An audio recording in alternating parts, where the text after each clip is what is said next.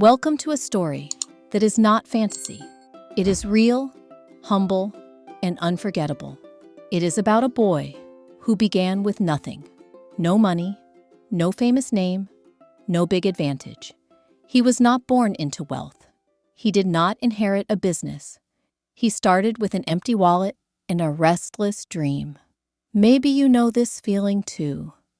The fear of being too small in a world too expensive. The pain of working hard but still feeling stuck. The voice that whispers, "You'll never make it." But listen closely. Greatness does not begin with money. It begins with belief, discipline, and service. This is the story of Sam Walton, the poor boy who built Wal-Mart. Stay with me until the end. You will not only improve your English with simple, powerful words, but you will also learn how vision, hard work, and kindness can build an empire that serves millions. Take a deep breath, relax, and speak with me. Let's begin now. Part 1. Humble Beginnings and Early Lessons. He was born in 1918 in a small Oklahoma town during the Great Depression, a time when money was scarce and every meal mattered. His family was poor but proud. His father, Thomas Walton, worked as a farmer and later as a loan officer. His mother, Nancy, was strong and resourceful. They taught their children one rule: never waste anything and never give up. As a boy, Sam delivered newspapers and sold milk from the family's cow just to help his parents pay bills. He worked before sunrise, carrying heavy bags through wind and rain. Those early mornings taught him something priceless. That hard work builds more than money. It builds character. At school, Sam was curious and competitive. He played sports, studied hard, and dreamed big. He wasn't the smartest or the richest, but he had determination. After graduating high school, he went to the University of Missouri, working part-time jobs just to afford food and rent. While other students spent weekends relaxing, Sam worked in retail stores, observing how customers behaved and how managers treated people. He noticed something others ignored. Stores that treated customers kindly always did better. This simple observation would shape his future. Part 2. The First Store and First Failures. After college, Sam worked for a few retail chains. Learning everything he could, he watched how goods were priced, how displays were arranged, and how employees were managed. He studied business, not from books, but from experience. In 1945, at age 27, he borrowed $20,000 to buy his first store, a Ben Franklin variety shop in Newport, Arkansas. That money wasn't easy to get. He convinced his father-in-law to believe in him. The store was small, dusty, and nothing special, but Sam saw potential. He cleaned the aisles, brightened the lights, and talked to every customer personally. He lowered prices when others raised them. He smiled and asked people what they wanted instead of telling them what to buy. Within 5 years, his store became one of the most successful in the region. But then, something devastating happened. When his lease ended, the landlord refused to renew it and took over the store himself. Sam lost everything he had built. Most people would have given up, but Sam didn't. He packed his inventory, gathered his wife and kids, and started over. He later said, "Losing that store was the worst thing that ever happened to me, but it taught me the greatest lesson of my life." Part 3. A New Beginning and a Big Idea. In 1950, Sam found a new opportunity in Bentonville, Arkansas, a quiet town few had heard of. There, he opened a new Ben Franklin store. But this time, he ran it differently. He focused on low prices and high volume. He believed if you gave people quality products at affordable prices, they would always come back.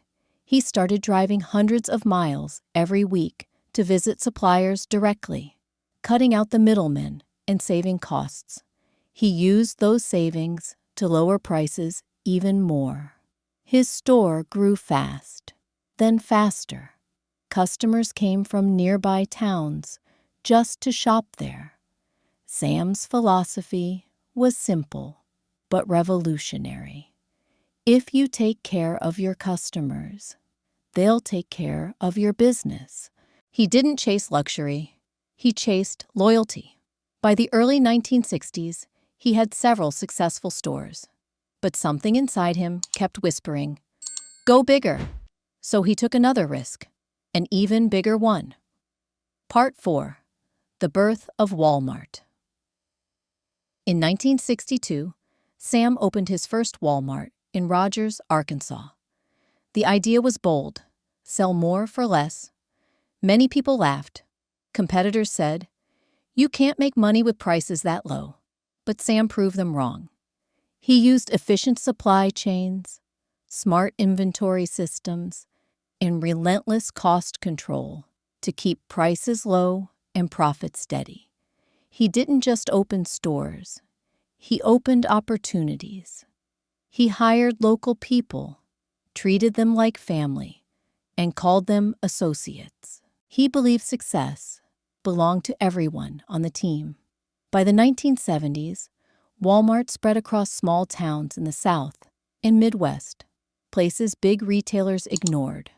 Sam gave rural families the same choices and prices as big city shoppers.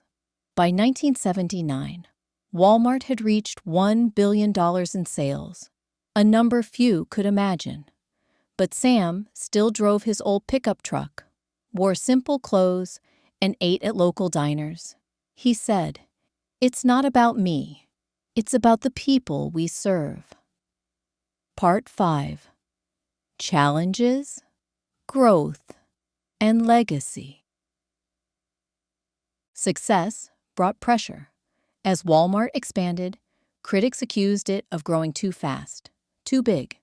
Sam listened carefully. He improved wages, built better systems, and doubled down on his core values: respect, service, and saving customers money. He personally visited stores every week, shaking hands with employees, asking for honest feedback. He led by example, waking up before dawn, walking through aisles, checking shelves himself. In 1985, Forbes named Sam Walton the richest man in America. But when reporters asked about it, he just laughed and said, "It means I can buy more bird dogs." He still lived modestly, still drove his pickup, still shared profits with employees. He believed business was about people, not power. In 1992, President George H.W. Bush awarded him the Medal of Freedom for his contributions to American business. Sam stood weak from cancer, but strong in spirit. He said, "If you want to succeed, listen to your people." Just a few months later, he passed away, leaving behind not only a company, but a culture of service that continues today. Part 6. Lessons from Sam Walton's life. Sam Walton's story is not just about building Walmart. It's about building belief. From a boy milking cows to a man leading a global company, his journey proves that success begins in the mind, not the bank. Here are his timeless lessons. Start small, dream big. You don't need everything at once. Begin with what you have and grow step by step. Serve others first. Every dollar you earn should come from giving someone else real value. Work harder than everyone around you. Effort beats talent when talent doesn't work hard. Stay humble, no matter how high you rise. Simplicity keeps you grounded and focused.